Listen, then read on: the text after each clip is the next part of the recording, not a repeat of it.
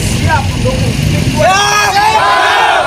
Kami siap untuk maju bersama PIK 2. Tangkap Said Didu.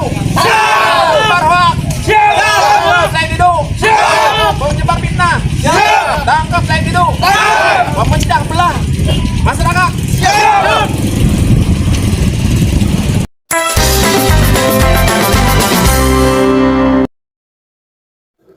Assalamualaikum warahmatullahi wabarakatuh. Selamat datang lagi sahabat di channel One Opini dimanapun Anda berada saat ini. Ya sahabat-sahabat, kita lanjut lagi diskusinya dari video Alor Boy dan Mas Arif, yang dimana dalam diskusi mereka Said Didu diduga cuma pura-pura baik saja, apalagi dalam gerakan Said Didu ini ditolak oleh masyarakat yang tinggal di sekitaran PIK 2. Tentu diskusi Mas Arif dan Alor Boy tentu ini semakin jelas apa yang digerakkan oleh Said Didu di tengah-tengah isu PIK 2 ini. Nah, kita simak dan dengarkan diskusinya berikut ini. Bandingkan orang-orang itu yang protes, ya kan, bener nggak? Benar. Nah, mereka udah buat apa untuk Indonesia? Orang jadi sesmen BUMN aja nggak becus. Itu artinya yang pernah menjadi sekretaris BUMN itu udah buat apa? Kata Pak Arif. Loh ya iya, merpati aja bangkrut. Memang Erick Thohir hari ini banyak membuat menutup BUMN. Akses dari mana? Akses dari zamannya Said Didu. Mengurus BUMN tidak benar. Mengurus BUMN saja tidak benar kok. Kritik Pak Prabowo, kritik Pak Jokowi. Ya, iya. Sudah di framing bahwa Jokowi kerjanya begini, Prabowo. Jadi gini, bukan nyepik, tapi yang dihantam Pak Prabowo di era dan Pak Jokowi. Jokowi memang banyak BUMN ditutup. Ya. Tapi ditutup itu bukan karena keadaannya itu terjadi di era Jokowi. Terjadi dulu dong kan, perusahaan berjalan. Ya. Artinya ada awalnya tuh pengurusannya nggak benar. Nah, saya itu sesmenek BUMN. Tidak mampu berarti. Tidak mampu. Tidak mampu komen presiden. Ya kan? Mampu nggak? Tidak mampu. Susno Duaji. Susno Duaji, yang lagi protes-protes nih. Ya kan bekas narapidana. Yang protes Pak Prabowo. Narapidananya apa? Kasus korupsi juga. Kasus korupsi. Nah, ya iya. Protes PIK begitu. Nah, iya. Kalau Arief Poyono ada nggak? Nggak ada, saya belum pernah dengar, sebelum pernah melihat catatan buruk dari Bapak sendiri. Nggak ada. Saya selalu kan apa? Berjuang untuk buruh, rakyat kecil, petani. Ada nggak saya main proyek? Nggak ada. Saya Saya belum pernah dengar. jadi pejabat negara? Enggak. Kenapa Bapak tidak ingin jadi pejabat negara, tidak bercita-cita jadi menteri seperti kubu sebelah yang mungkin tidak dapat jabatan sehingga PIK menjadi sasaran, Pak Aguan jadi sasaran, Pak Jokowi jadi sasaran, Pak Prabowo jadi sasaran, empuk dihajar? Saya nggak tertarik, Fritz. Oh. Kenapa? Saya jujur dan bisa ngukur diri. Kalau saya itu memang belum punya kemampuan untuk jadi menteri. Yang kedua, saya nggak punya belum punya keberanian untuk malu. Keberanian untuk malu. Ingat, belum punya keberanian untuk malu. Itu gimana sih maksudnya? Ya kalau gagal gitu kan malu gitu. Oh, ya, artinya perusahaan atau lembaga yang Bapak pimpin kalau tidak berhasil, Bapak malu. Malu. Kalau yang lain? Terus ada lembaga kita gitu kan. Berarti Pak Said Didu tidak merasa malu atau gimana? Ya saya nggak ngomong gitu kan. Kalau saya tuh belum punya keberanian untuk malu. Harusnya dia malu juga ya begitu, karena gagal. Mungkin dia nggak, makanya karena nggak punya keberanian untuk malu, dia iya. jadi pejabat negara dulu gitu loh. Ya kan? Ambil tapi gagal. Jadi bagaimana mau jadi wakil menteri atau mau jadi menteri? Toh gagal juga Ya, dites iya, dengan sekretaris gitu. aja. Jadi kembali lagi tadi ke PIK 2. Ya, PIK 2 itu lebih banyak manfaatnya bagi rakyat Indonesia dibanding manfaatnya kelompok penolak itu. Ya kan? Jangan mereka semangat. Ternyata di balik itu semua, kelompok-kelompok ini ada kepentingan besar. Dan ingin menikmati juga. Bukan menikmati. Mendegradasi kepemimpinannya Prabowo. Dengan PIK 2 batal, yang tadinya bisa jadi sumber pendapatan negara, sumber lapangan kerja, sumber perputaran ekonomi hilang. Nah, artinya Prabowo akan disalahkan nih. Prabowo akan gagal karena ada pertambahan pengangguran dari 7 juta menjadi sekian. Iya, gitu kan, benar. Berarti strategi mereka untuk menghajar Pak Prabowo nih. Menghajar Prabowo. Dengar pendukung Pak Prabowo, jangan diam karena ini orang-orang tertentu sementara mempropaganda agar menghajar Pak Prabowo dengan cara ini. Biar internasional. Prabowo itu kan ingin sekali adanya kerjasama investasi dari luar negeri, memasukkan modal ke sini. Oke? Nah, kalau sudah seperti itu, mereka tuh memang punya rencana besar agar pemerintahan Prabowo gak dipercaya sama investasi asing, gak ada jaminan hukum, seluruh masyarakat gak ada jaminan politik. Nah, saya paham. Ya kan? Strategi mereka nih. Strategi mereka besar. Kira-kira siapa di belakang nih? Pasti ada orang-orang tertentu. Saya tuh mikir begini, Bang. Membawa masyarakat itu demo sana marah sini. Ambil duit dari mana? Itu saya juga mikir. Jangan-jangan ada orang tertentu yang pasti ada bandarnya. Saya udah tahu bandarnya siapa, tunggu aja nanti. Oke, nanti kita bongkar pelan-pelan. Iya, tadi itu loh.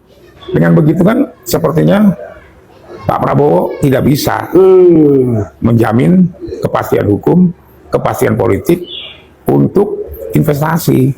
Ya kalau yang namanya investor dalam negeri aja digituin, apalagi luar negeri, takut mendingan duitnya nggak usah ke Indonesia. Betul. Lebih baik ke Thailand, Singapura, Vietnam, yang baru-baru Vietnam, Burma, Myanmar, ya. Jadi apalagi Thailand dan Malaysia. Jadi investor asing lebih suka menanam modal di daerah itu yang tadi Bapak sebut Di luar Indonesia sendiri ya, karena seperti ini. ada banyak penolakan akibat kepentingan sendiri tidak terakomodir begitu. Iya. Jadi ngerti kan, Fritz? Ternyata di baliknya ada udang di situ tidur. Udangnya tidur mau ditangkap tapi tidak dapat tangkap. Akhirnya presiden yang jadi salah. Nah itu dia. Betul nggak? Kira-kira sebagai orang yang berperan penting di atas kemenangan Pak Prabowo dan lain sebagainya, apa yang sementara direncanakan untuk melawan orang-orang seperti ini? Saya sih nggak akan melawan mereka, karena mereka bukan lawan saya. Oh betul sekali, betul. Gitu. Ya kan? Itu dia lawan saya aja ya. Lawan kamu aja gitu. Ya, itu karena mereka saya. itu nggak punya keterlibatan dalam reformasi 98. Ini siapa mereka? Hah? Ya kan sekarang mereka ngomong bebas-bebas itu karena siapa? Memang dia dulu berjuang. Mungkin dia nyumpet di bawah kursi. Ya kan? Kan banyak yang ngeklaim tuh. Aktivis 98 di mana kamu? Gitu kan? Selain dari PIK 2, ini kan ada perbedaan Pak. Saya sentil sedikit karena masyarakat kemarin itu protes masalah pagar laut. Artinya tidak ada hubungan PIK 2 PSN dan PIK pagar laut. Pagar laut berpisah, beda PIK 2 pisah, PSN pisah. Nah, kawan-kawan kita di sebelah ini yang protes, yang barisan pembenci Jokowi dan pembenci Pak Prabowo, menghajar PIK pagar laut. Bahkan pas saya turun di laut, dia ada tahu oleh gitu. Ketahuan pura-puranya, ketahuan bohongnya. Ya kan orang nggak pernah main di laut, mainnya di kantor-kantor BUMN aja dulu. Tahu gagal lu nyebur di laut. Gagal lampiaskan emosi di laut. Iya kan masyarakat harus ngerti. Ya kan itu ekspresi genuine atau ekspresi nipu kebohong-bohongan. Mungkin karena sakit hati gara-gara tidak jadi menteri mungkin. Saya nggak tahu itu urusan dia. Jadi dia baru terjun ke laut sekarang. Kemarin kenapa? Kemarin kemana? Begitu ya? Kan itu dibuat katanya dari tahun 2014. Ya 2014. Dia masih jadi menteri, kenapa dia nggak nyebur? Oh, jadi waktu itu beliau masih sekretaris BUMN, masih ada jabatan di sana. Kenapa tidak nyebur? Kenapa baru sekarang mau nyebur? Nyebur laut gitu kan? Ya kan? Mungkin tangkap ikan mungkin, kerang hijau di situ. Ya digigit buaya nanti di situ. Ya kan? Buaya darat atau buaya laut? Ya, mungkin buaya mana gitu kan? Jadi kan masyarakat tuh harus ngerti mana tokoh yang berjuang secara genuine dan tokoh yang berjuang secara pura-pura.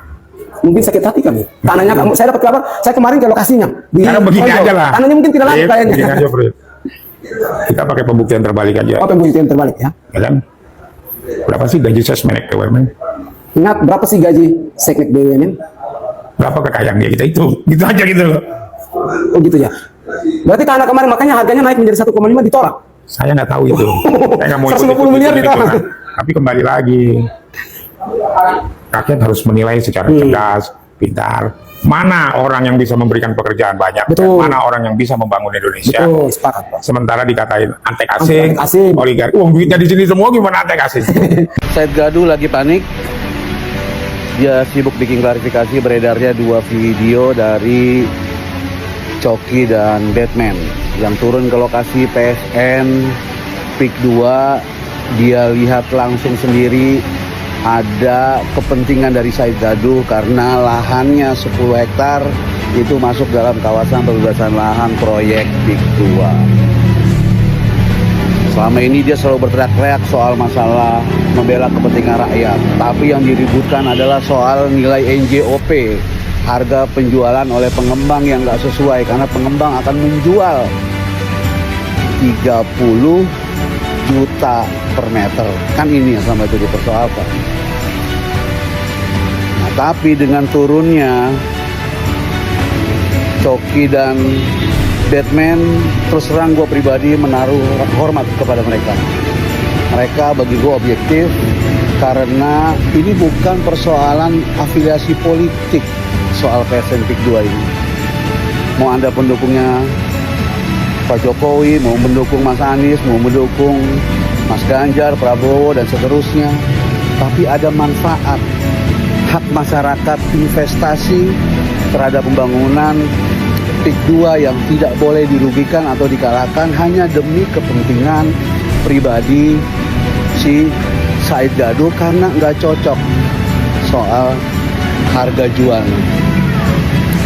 Dia bilang bahwa dia nggak ada maksud atau nggak mau untuk menjual lahan itu gitu. Ya pasti selama ini apa yang disampaikan oleh EDG Bulan Anak soal ada permintaan 150 miliar dari pengembang, kan berarti menyebarkan berita bohong.